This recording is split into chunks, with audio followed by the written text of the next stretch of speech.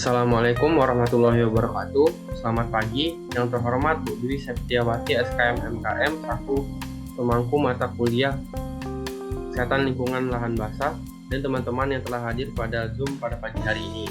Baiklah, pada kesempatan kali ini kami dari kelompok 1 akan mempresentasikan hasil dari diskusi kami mengenai master plan untuk desain rumah di wilayah lahan basah.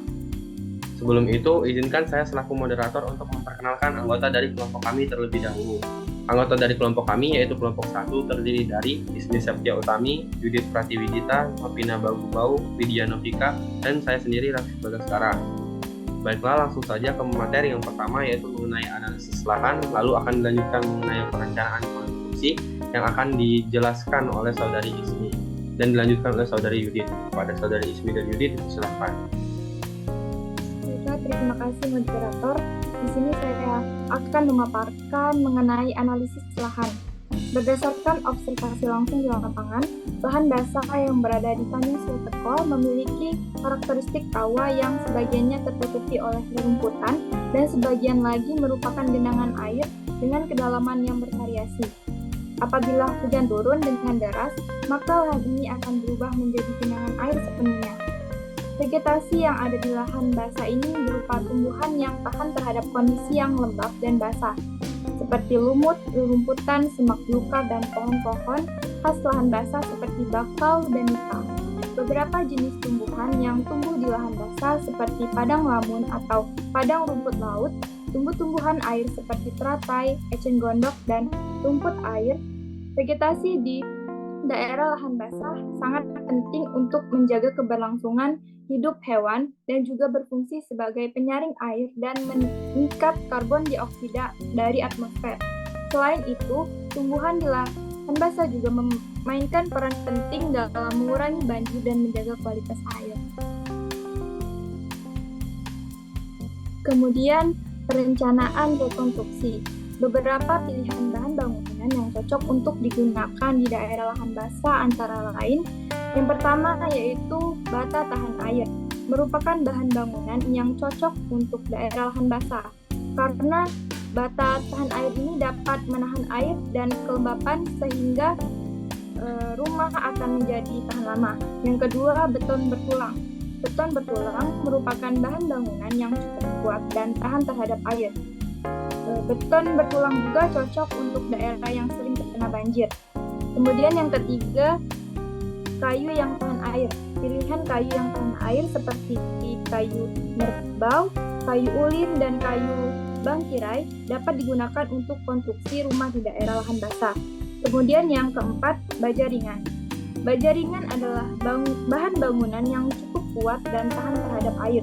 Baja ringan juga mudah dipasang sehingga cocok untuk konstruksi rumah di daerah lahan basah. Penjelasan selanjutnya akan dilanjutkan oleh Saudari Judit. Baiklah, di sini saya akan melanjutkan materi mengenai perencanaan rekonstruksi. Yang pertama yaitu konstruksi panggung dengan tiang panjang. Konstruksi panggung dengan tiang panjang ini digunakan untuk mengangkat dan menjaga rumah dari permukaan tanah. Yang kedua yaitu rekonstruksi panggung dengan balok dan pelat. Konstruksi panggung dengan balok dan pelat ini menggunakan balok dan pelat sebagai penopang rumah. Balok dan pelat dibuat dari bahan yang tahan terhadap kelembapan dan juga serangan air seperti kayu yang konstruksi panggung gabungan. Konstruksi panggung gabungan menggunakan kombinasi tiang pancang, balok, dan pelat sebagai penopang rumah. Konstruksi jenis ini sangat kuat dan tahan terhadap beban yang berat. Baiklah, saya kembalikan kepada moderator. Nah, tadi penjelasan mengenai analisis lahan dan perencanaan rekonstruksi untuk desain rumah di wilayah lahan basah. Selanjutnya, kita akan sama-sama mendengarkan mengenai bagaimana sih desain rumah yang cocok atau tepat di daerah lahan basah ini yang akan dijelaskan oleh Saudari Nopina. Saudari Nopina, dipersilakan. Baiklah, terima kasih atas waktunya. Di sini saya akan jelaskan desain rumah. Desain rumah bangun adalah rumah yang dibangun di atas tiang-tiang atau kolom, ditanam ke dalam tanah sehingga rumah terangkat dari permukaan tanah dan dapat mencegah termasuk air dan hewan liar ke dalam rumah saat musim hujan atau saat banjir. Keuntungan desain rumah panggung di lahan basah adalah sebagai berikut. Yang pertama, mencegah genangan air. Yang kedua, meningkatkan sirkulasi udara. Yang ketiga, menjaga kebersihan dan kesehatan. Yang keempat, meminimalisir serangkaian binatang. Terima kasih. Baiklah, terima kasih atas penjelasannya mengenai desain rumah. Kalau saya sedikit menambahkan,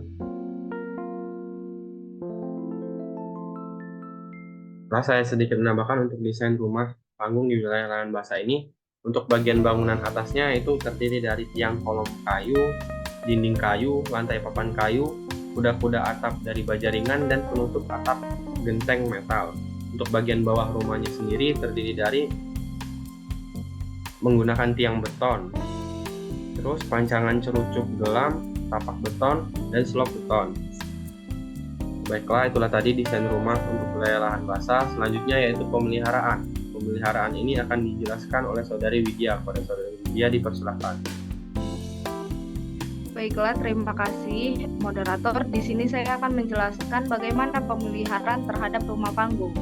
Jadi pemeliharaan rumah panggung di daerah lahan basah ini memerlukan perhatian khusus karena rumah panggung biasanya terbuat dari kayu dan terletak di atas tiang-tiang yang ditanam di atas tanah basah. Jadi di sini ada 6 cara. Yang pertama yaitu periksa tiang-tiang yang menyangga rumah secara berkala untuk memastikan bahwa mereka masih kuat dan tidak lapuk. Yang kedua yaitu pastikan area sekitar rumah panggung terhindar dari genangan air dan drainase yang baik. Yang ketiga yaitu hindari menumpuk barang-barang di bawah rumah panggung karena hal ini dapat mengganggu sirkulasi udara dan mempercepat pembusukan yang kayu. Yang keempat yaitu lakukan perawatan kayu secara teratur dengan menggunakan cat kayu atau bahan perawatan kayu lainnya. Yang kelima yaitu ada pastikan atap rumah panggung dalam kondisi baik dan tidak bocor. Jika ditemukan kebocoran, segera lakukan perbaikan. Dan yang terakhir yaitu bersihkan rumah panggung secara teratur untuk menghindari tumpukan kotoran yang dapat menarik serangga dan hewan pengerat yang dapat merusak kayu. Sekian, saya kembalikan ke moderator. Baiklah, terima kasih kepada Saudari Widya atas penjelasannya mengenai pemeliharaan untuk desain rumah panggung di wilayah lahan basah. Selanjutnya saya akan membacakan kesimpulan dari presentasi kami pada pagi hari ini. Untuk desain rumah yang paling baik untuk daerah lahan basah sebaiknya menggunakan desain rumah panggung. Desain rumah panggung adalah rumah yang dibangun di atas tiang-tiang atau kolom yang ditanam ke dalam tanah, sehingga rumah terangkat dari permukaan tanah dan dapat mencegah masuknya air dan hewan liar ke dalam rumah saat musim hujan atau saat banjir. Selain itu, rumah panggung juga memungkinkan sirkulasi udara yang baik di bawah rumah, sehingga dapat membantu menjaga kelembaban udara dan mencegah terjadinya kerusakan kayu akibat kelembaban.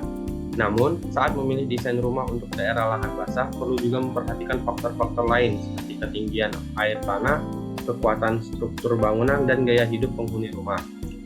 Itulah tadi presentasi dari kami mengenai desain rumah yang cocok untuk wilayah lahan basah. Terima kasih atas perhatiannya. Saya selaku moderator ingin minta maaf apabila ada kata-kata yang salah. Kepada Allah saya mohon ampun. Saya akhiri. Wassalamualaikum warahmatullahi wabarakatuh.